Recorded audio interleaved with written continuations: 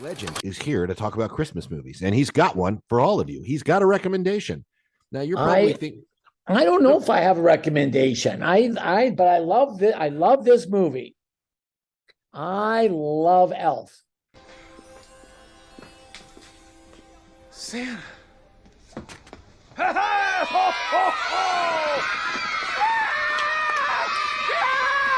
It's me, buddy!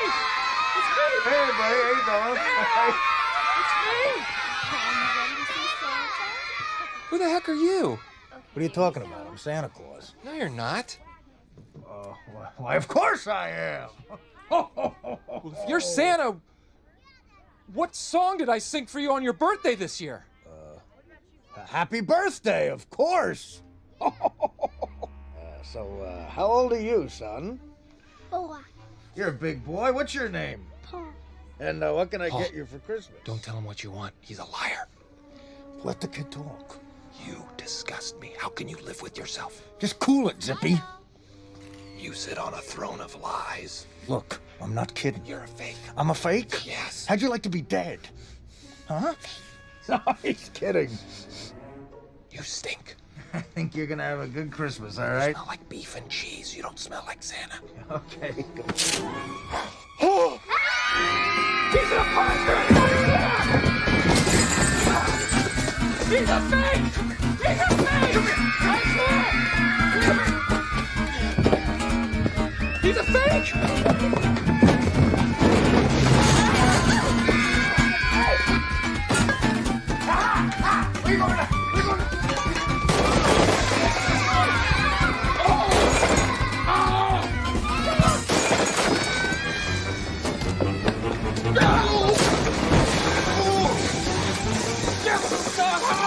He's not Santa Claus! Have you seen it recently? I have seen it. We should say out of the gate, we can't reveal why we know what we know about this movie.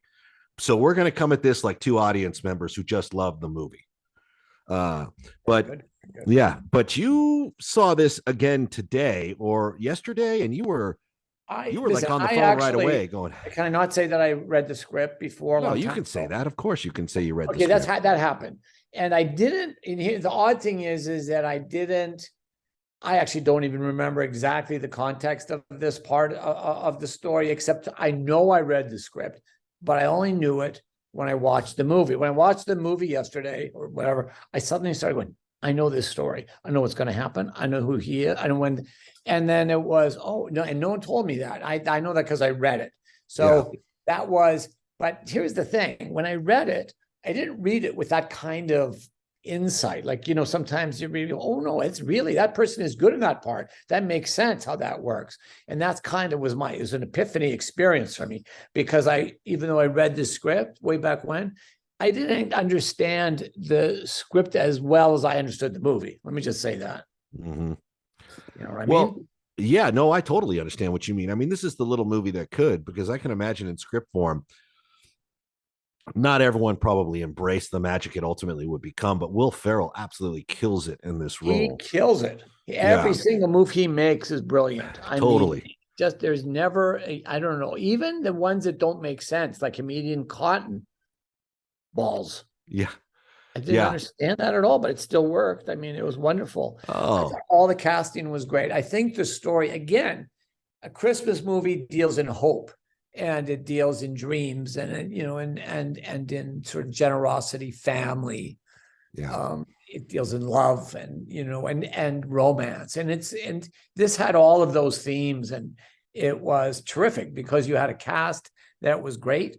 And you had a great script, a great way of telling the story. And of course, it's about this character played by Will Ferrell, who somehow ended up as an elf working in Santa's workshop, but he wasn't really an elf. He was just a human who was much bigger than everyone else. So that in itself was hysterical.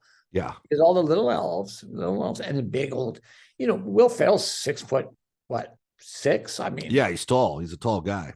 And he's always trying to make little toys with his big hands, and he wasn't very good at it. And everybody was always supportive of Will Ferrell's character. So it was all like really, it was not a mean-spirited movie. It was really generous. It was about good people.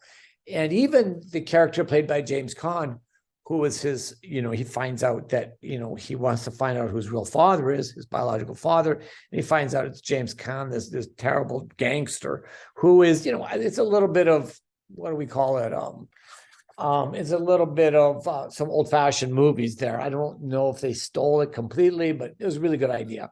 And he's not crazy about his son being an elf, but he puts up with him.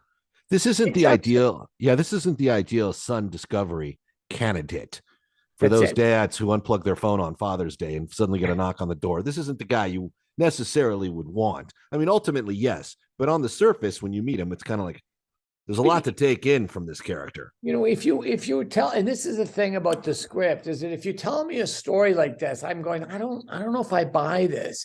This father, this guy's looking for his real father, and he finds out it's James Caan, and he's sitting around the dinner table with it, because he brings him home into his family. And you're like, can we make this work dramatically? Does the audience going to buy this?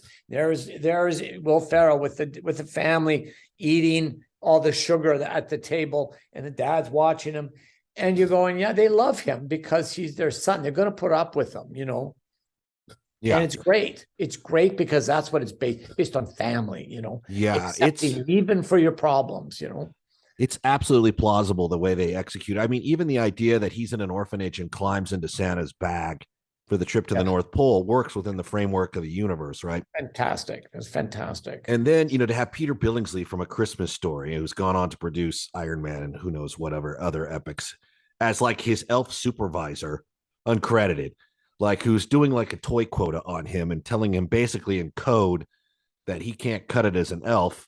And the whole thing just set to like a Burl Ives, Rudolph the Red-Nosed Reindeer type claymation or landscape is just, or whatever the hell it is. Wow. He's an elf. He's like working away there. And he can't, the Jack in the Boxes freak him out so much, he can't make very many of them because he gets so shocked when they jump out again, that it takes him, he can only do 50 or 60 of them a day. So, but his journey to New York City, when he finds out he's from New York City, his dad lives in New York City, works in the Empire State Building, he gets on an iceberg and he floats to New York City. I mean, that's basically, and we accept it, because it's in the genre and the flavor and in the mythology of Christmas, A climate change reference, no doubt. Your road to redemption is paved with tombstones. No quarter, kill all masters. Go to noquarterkillallmasters.com. Rated R.